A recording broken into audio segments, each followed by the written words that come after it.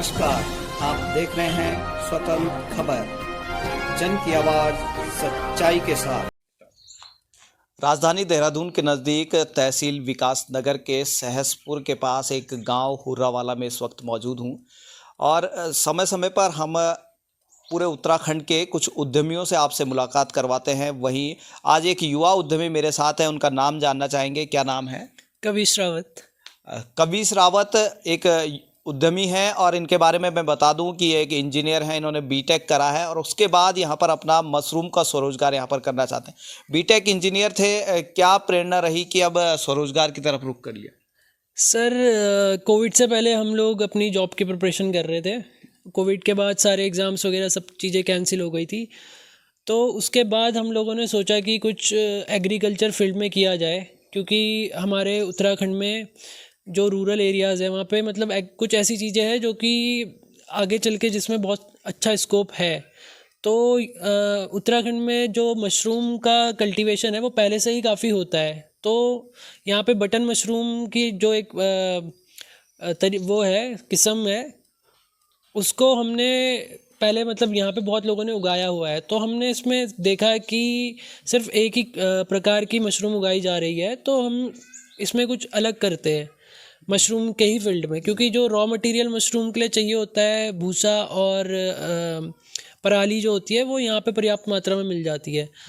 तो उसी पे हमने उसी को बेस लेके हमने इसमें एक दूसरा तरीके का मशरूम शुरू किया है, जो कि ढिंगरी मशरूम है, जिसको ऑयस्टर मशरूम भी कहते हैं।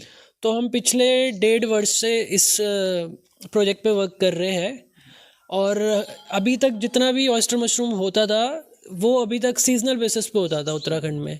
तो हम लोग अलग ये कर रहे हैं कि हम इसको एक कंट्रोल एम्बियंस में, कंट्रोल इन्वायरमेंट में 12 महीने करना चाहते हैं। जैसे कि बटन मशरूम की सप्लाई 12 महीने होती है, तो कहीं ना कहीं ऑयस्टर मशरूम 12 महीने अवेलेबल नहीं होता था, तो इस वजह से उसकी डिमांड नहीं बन पा रही थी। तो हमने इस गैप को फिल करने की कोशिश करी है। तो ये मेन हमारा मतलब डिफरेंस है जो हम कर रहे हैं इसमें। ऑयस्टर मशरूम को लेकर के जो कि 12 महीने मिल नहीं पाती थी, उसके लिए लगातार प्रयास कर रहे हैं कि वो 12 महीने सभी लोगों को मिल सके। वहीं आपके साथ किस तरह ये काम यहाँ पर करते हैं, क्योंकि आप अकेले युवा यहाँ पर काम कर रहे हैं, किस तरह इस काम को करते हैं? सर, शुरू में तो हमने टेक्नीशियंस रखे, क्योंकि हम इस फील्ड से थे नहीं। हम लोग बीटेक करा है, इंजीनियरिंग करके हमारा फील्ड अलग था। फिर इस फील्ड में कूदने से पहले हम लोगों ने पहले टेक्नीशियंस को रखा अपने साथ और काम को सीखने की कोशिश करी, खुद उनके साथ लगे रहे। अब हमें करीब 1.5 वर्ष हो चुका है। तो इस टाइम पे हम लोग पूरा जो इसमें टेक्निकल चीज़ें होती है, मशरूम को उगाना, उसको मेंटेन करना, पोस्ट हार्वेस्टिंग बहुत इम्पॉर्टेंट होती है, तो वो सब हमने इस 1.5 साल में सीखा। और आज के टाइम पे हम टेक्नीशियन की हमें ज़रूरत नहीं है, हम लोग खुद मतलब देखते हैं सारी चीज़ें साइंटिफिकली, जितनी चीज़ें रिक्वायर होती है। और साथ में हमें इसके साथ, क्योंकि लेबर इंटेंसिव वर्क है, तो हमें साथ में 4 महिलाएं हमारे साथ इस टाइम पे जुड़ी हुई है, जो गांव के ही हमारे नेबर्स ही है। उनको हम अपने साथ काम पे रखते हैं। लगभग महीने में 15 दिन हम उन्हें रोज़गार देते हैं। महिलाओं को भी कहीं ना कहीं स्वरोजगार के प्रति जागरूक किया है और लगातार महिलाओं से काम करते हैं। आइए थोड़ा सा प्लांट भी हम देख लेते हैं, किस तरह का प्लांट है थोड़ा बता देंगे। रिस्ट्रिक्शन है, यहाँ पर अंदर जा नहीं सकते हैं, तो बाहर से ही हमको देखना पड़ेगा किस तरह से ये प्लांट है और क्या है इसमें। सर, ये जो आप इसकी दीवार देख रहे हैं, वॉल जो है, ये पफ पैनल की होती है। तो ये एक मटेरियल होता है, इंसुलेटेड मटेरियल होता है, जिसके वजह से अगर सर्दियों में इसके अंदर गर्मी रहेगी और गर्मियों में सर्दी रहेगी, तो हम इसको ना ही बहुत गर्म ना ही बहुत ठंडा होने देंगे अंदर के इन्वायरमेंट को। तो ये जो दीवार है, इसका जो मटेरियल है, वो इसी मशरूम के लिए बहुत बेस्ट माना जाता है। इसके अलावा सर, हमने यहाँ अंदर आप देख सकते हैं रैक्स बने हुए पूरे, ये आयरन रैक्स होते हैं। इसको हम लेयर वाइज बनाते हैं। जैसे आप देख सकते हैं, मशरूम फार्मिंग एक वर्टिकल फार्मिंग है, तो आप इसमें लेवल्स देख सकते हैं, ऐसे करके 1 2 3 ऐसे करके ऊपर तक पूरे 7 लेवल्स हैं। तो ये इसका बेसिक स्ट्रक्चर हो गया। इसके अलावा अगर हम अंदर जाएंगे तो वहाँ पे आपको दिखेगा कि वहाँ पे हमने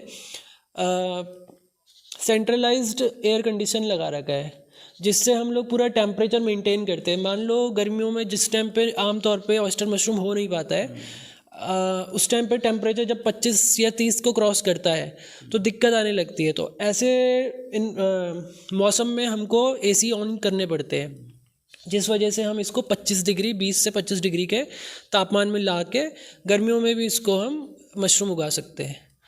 और इसके अलावा सर इसमें एग्जॉस्ट फैन लगे होते हैं, डैम्पर्स होते हैं, जो कि एक तरीके से खिड़कियाँ हो गई, आप आम भाषा में बोलते हो, उससे हम इसको फ्रेश एयर देते हैं।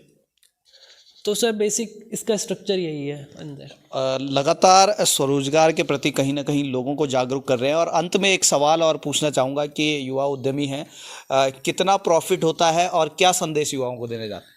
सर प्रॉफिट तो मैं आपको परसेंटेज में बता देता हूँ। लगभग अगर आप इसको सारी प्रोडक्शन अगर आपका अच्छे से कर पाते, जो कि पहुँचने में भी आपको टाइम लगेगा, सीखते सीखते आप प्रोडक्ट एफिशिएंसी बढ़ाएंगे, तो आप इसमें मोटा मोटा 50-60% का मार्जिन मान सकते हैं। बाकी ये इस पे भी डिपेंड करता है कि आप मार्केटिंग कैसे कर रहे हैं, किस प्राइस पे अपने प्रोडक्ट को आप सेल कर पा रहे हैं मार्केट पे। तो करेंटली हमारा 50-60% का इसमें मार्जिन है। आप थे कविश रावत और इन्होंने बताया कि किस तरह से मशरूम की जो फार्मिंग है उस फार्मिंग को करके 50 से 60% तक आप कमा सकते हैं। कभी भी अगर मशरूम के रिगार्डिंग कोई भी बात हो तो कविश से आप संपर्क कर सकते हैं। और युवा उद्यमी क्या संदेश लोगों के लिए देना चाहिए? सर मैं यही संदेश दूंगा कि एग्रीकल्चर फील्ड में युवा को आना चाहिए। थोड़ा परिश्रम है, लेकिन आने वाले वक्त में स्कोप बहुत अच्छा है एग्रीकल्चर में, क्योंकि हम जैसे कि जानते हैं कि देश में और विदेश में भी अनाज की बहुत कमी हो रही है।